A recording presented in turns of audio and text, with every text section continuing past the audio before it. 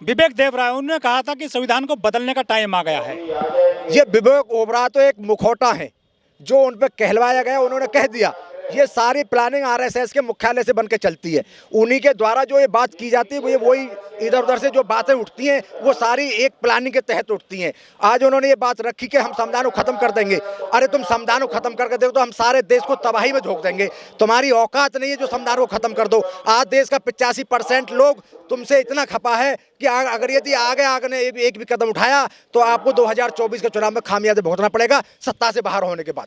इन्होंने लाखों मंदिर देश के अंदर बना लिए, जितना भी चंदा उस मंदिरों में आता है सब इन्हीं के पेट में जाता है। जितना भी साधु समाज है, चाहे किसी भी बड़े उसमें धार्मिक स्थल पर ले लीजिए, जिन्होंने जो अपने मुखौटे धार्मिक स्थल बना रखे, वहां पर जितने भी साधु पंडे पड़े हुए, कोई कमा के नहीं खाता। आज इन्हीं के जो कमाई का जरिया अगर छिनने वाला है, हमारा जो समाज जाग चुका है। आज इनको डर लगने लगा कि अगर यदि हमारी सत्ता से हम चले गए तो हमारे जो हराम के खाने वाले लोगों को क्या होगा, हमें कमा कर खाना पड़ेगा। तो इसलिए इनको बहुत ज़्यादा इनके अंदर भय फैला हुआ है, इसलिए तड़फड़ा रहे हैं, संविधान को खत्म करने पे तुले हुए। और हमने भी ठान लिया है कि जब तक संविधान नहीं बचेगा, जब तक ये सरकार सत्ता से नहीं हटेगी, तब तक हम इसी तरह की अपने देश के अंदर जग जागृति आंदोलन चलाते रहेंगे और चलाते रहेंगे। लेकिन मोदी जी ने कहा था कि मैं संविधान की वजह से ही देश का प्रधानमंत्री बना हूं, वो तो संविधान को जो है अपना सहारा बता रहे हैं।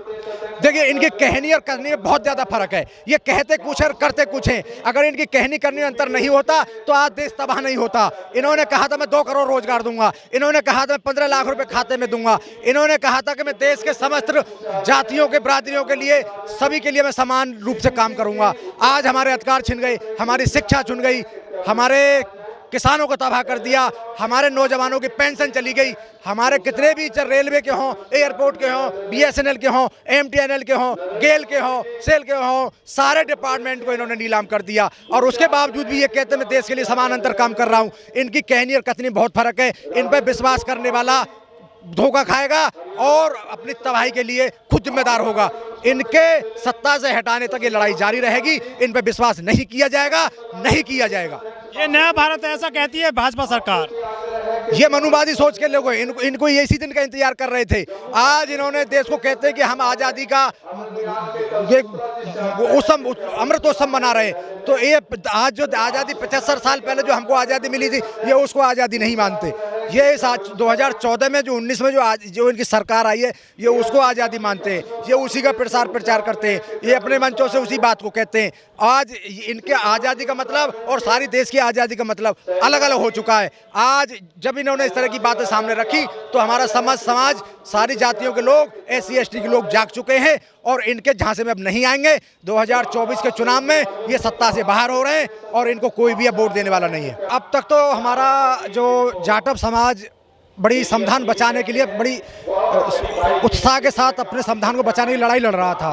और जैसे जैसे इन पर अत्याचार बढ़ने लगे, चाहे किसान हो, चाहे नौजवान हो, चाहे मजदूर हो, चाहे समस्त जातियों और SC ST OBC के लोग हों, जब इनके भी अधिकार छीनने लगे, इन पे भी अत्याचार होने लगे, मनुवादी इनके भी सिर चढ़ के बोलने लगे, तो इनको भी एहसास हुआ कि हमें भी आज जाटव समाज के साथ अपने संविधान को बचाने की लड़ाई लड़नी चाहिए। और आज अगर हम इस देश को संविधान को बचाने के लिए इकट्ठे हुए हैं तो ये हमारे लिए बहुत बड़ी सम्मान की बात है कि हमें अपना सम्मान बचाना चाहिए। और इसकी लड़ाई के लिए समस्त SC ST OBC को, यानी बहुजन समाज के सभी लोगों को एक साथ होकर के अपनी लड़ाई को लड़ना चाहिए। अगर यदि हम इस लड़ाई को हार जाते हैं तो आप समझ लेना कि हम गुलामी हमारे सामने खड़ी हुई है, हमें गुलाम होने से कोई नहीं बचा सकता।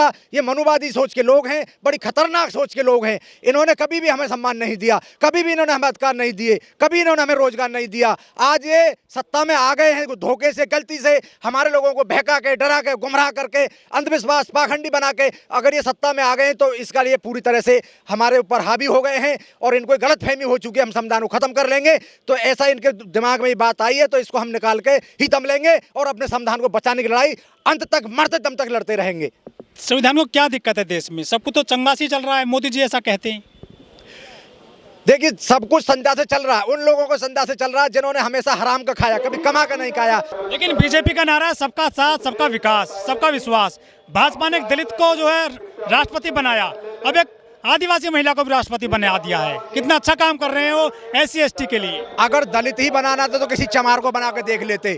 अगर यदि इन्होंने राष्ट्रपति बनाना तो किसी चमार को बनाते, किसी जाट को बनाते, किसी गुजर को बनाते, किसी यादव को बनाते तो हम मानते। इन्होंने उन्हीं लोगों को राष्ट्रपति बनाया जो इनके कहने में आके, इन्हीं की बातों पे आके, इन्हीं के कहने से साइन करेंगे, जितना कहेंगे बोलेंगे, जितना कहेंगे करेंगे।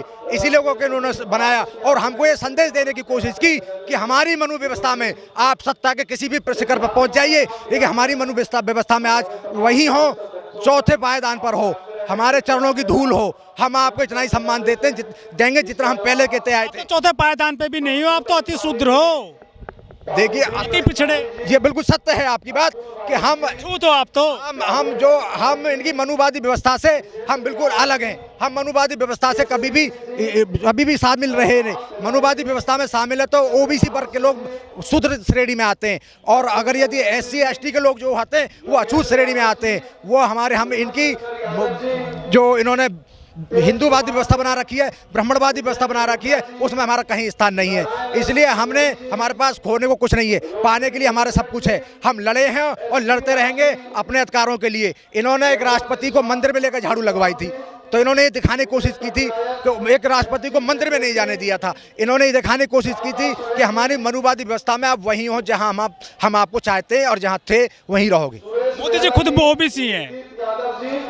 देखिए मोदी जी ओबीसी हैं या नहीं है, ये मनुवादियों के RSS के हेडक्वार्टर से निकल के आते हैं। उन्होंने उनके ऊपर अच्छा खासा ब्राह्मणवाद का रंग चढ़ा दिया है। ये उन्हीं की भाषा बोलते हैं। आज ये देश में तबाही के लिए जिम्मेदार ये मोदी जी ही है, ये RSS ही है, ये BJP ही है। तो मैं मोदी जैसे प्रधान टॉप 5 में आ रहा है देश, 5वीं अर्थव्यवस्था बन गया है। अभी हमारा देश टॉप 5 में नहीं है, टॉप 5 से भी नीचे है, 10 से भी नीचे है। ये मीडिया के द्वारा, मनुवादी मीडिया के द्वारा फैलाया हुआ एक प्रोपेगेंडा है। आज मनुवादी मीडिया सारे देश में यही प्रचार करती है कि देश दुनिया की तीसरे नंबर की ताकत बन चुका है, 5 ट्रिलियन की हमारा जो इकोनॉमी बन चुका है। ऐसा नहीं है, ये सब इनका जनता को बहकाने का, देश को गुमराह करने का प्लान है। जो मीडिया चाहती है, जो मनुवादी चाहते हैं, वो ही ये दिखाते हैं और वो ही कर रहे हैं। लेकिन मोदी सरकार ने महिलाओं को भी आरक्षण दे दिया 33% नहीं संसद में। महिलाओं को इन्होंने ब्राह्मणवादी सोच की महिलाओं को आरक्षण दिया है। इसमें SC ST OBC की महिलाओं को कोई फायदा होने वाला नहीं है। अगर यदि इन्होंने आरक्षण देना ही था तो SC ST OBC की महिलाओं को भी उस 33% आरक्षण में उनको अलग से आरक्षण दिया जाना चाहिए था। तब हम मानते हैं कि इनकी नीयत और नीति में कोई अंतर नहीं है। आज इनकी नीति और नीयत में बहुत फर्क है। ये कहते कुछ है और करते कुछ है। इससे हमारे समाज की महिलाओं को, बहन बेटियों को कोई फायदा होने वाला नहीं है। और इसी वजह से हमारे देश का 85% लोग इनको वोट नहीं देगा, इनको सत्ता में देखना नहीं चाहता, आज इनको सुनना भी नहीं चाहता। जब भी इनकी टीवी पे इनका चेहरा दिखता है, कहीं भी इनका चेहरा दिखता है तो लोग मुंह फेर लेते हैं और अपने मुंह से गालियां निकालते हैं। तो इससे ज़्यादा शर्म की बात और क्या होगी। अभी भी नहीं सुधरे तो ये कब सुधरेंगे मनुवादी।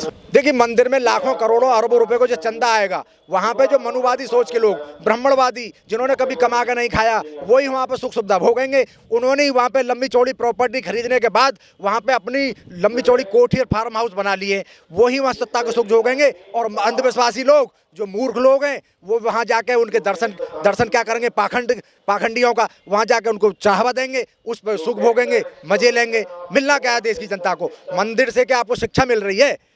मंदिर से पहले अगर यदि ना सारे देश में अगर शिक्षा का स्तर सुधार दिया जाता तो मेरे देश का नौजवान, गरीब, मजदूर, किसान सभी के बच्चों को शिक्षा मिलती, आगे बढ़ने का मौका मिलता। नौकरी सरकारी मिलती न मिलती वो दूसरी बात है, लेकिन कम से कम उसको शिक्षा तो मिलती, वो योग तो बनता, वो अपने आप को समझता तो सही मैं कहाँ हूँ, मैं क्या हूँ दुनिया में।